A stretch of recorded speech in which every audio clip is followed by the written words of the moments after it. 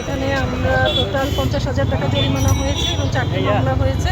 আমরা বিশেষত জোর দিয়েছি, ব্যবসায়ীদের বলেছি যেহেতু আমরা সারাদিন রোজা রেখে রোজাদাররা একটা ফ্রেশ খাবার খেতে চায় এবং এটার সাথে আমাদের স্বাস্থ্যগত বিষয়টা ওতপ্রোতভাবে জড়িত, তারা যেন স্বাস্থ্যকর উপায়ে খাবার পরিবেশন করে এবং খাবার তৈরি করে, এটি আসলে তাদেরকে সতর্ক করা আমাদের মেইন উদ্দেশ্য। ধারাবাহিকভাবে চলবে এই অভিযান অব্যাহত চলবে, এটি পুরো বছর জুড়েই চলবে। একটু ফলের দাম কিন্তু এখনো বৃদ্ধি, কিন্তু এই ছোটোখাটো যে দোকানগুলো আছে ওরা এখান থেকে কিনে মাদ্রাসা মোড়ে কয়েকটা বড় আছে, সেইখানে কোনো রকমভাবে অভিযান আমাদের নিয়মিত অভিযান চলছে ফলের, এটা বলেছেন, আমরা আরেকদিন এটা আমরা অভিযান পরিচালনা করব।